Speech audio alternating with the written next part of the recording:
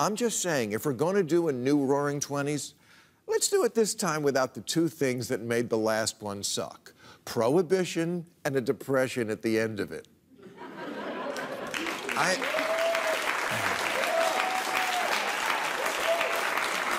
I am no money expert. I only turn on Jim Cramer to scare away the birds.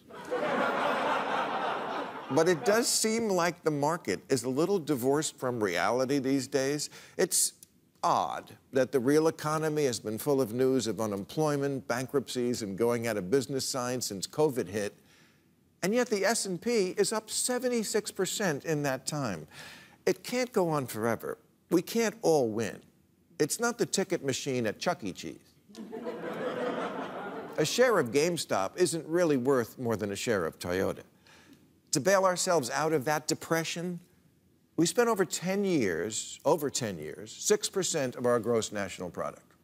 To get out of COVID, we spent in 1 year 26%. The way we're handing out money, you would think it had an expiration date on it. In 2008, when the global economy was on the edge of collapse, Congress passed what was considered a massive bailout of $700 billion. So massive, over 100 protests broke out across the country. The Occupy Wall Street movement was born. Now, the word billion is so last decade. Congress has passed $6 trillion to fight the war on COVID. $2 trillion more than we spent to win World War II. You know, the big one. 4 years of desperate fighting against a murderer's row of bad guys all over the world and under it. Not to mention this thing was kind of expensive to make. All that, in today's dollars, $4 trillion. This, $6 trillion.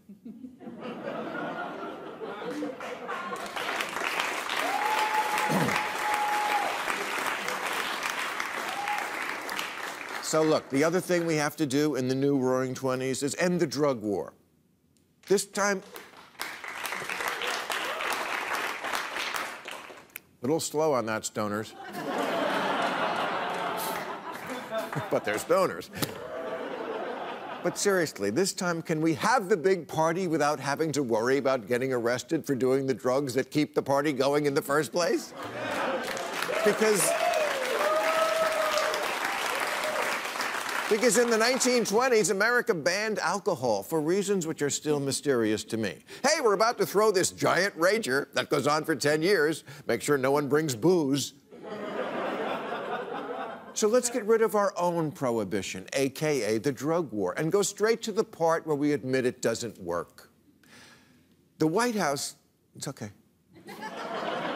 The White House, unfortunately, is going in the wrong direction. What the fuck, Joe? Well, you really got to give it to the drug war. It is bipartisan.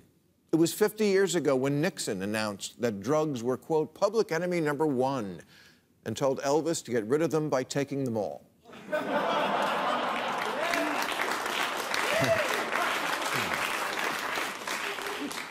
So much of the rot in our society stems from our modern-day version of prohibition. The people fleeing at the border, that's the drug war.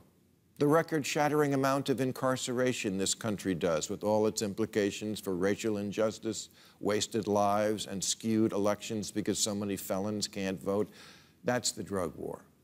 Other people get it. Mexico legalized weed this month. Canada did it 2 years ago. Why are we always the last at everything now? Portugal ran this experiment. They decriminalized all drugs 10 years ago, and they had less than 100 overdose deaths last year. We have 81,000. The war is over. West Virginia lost.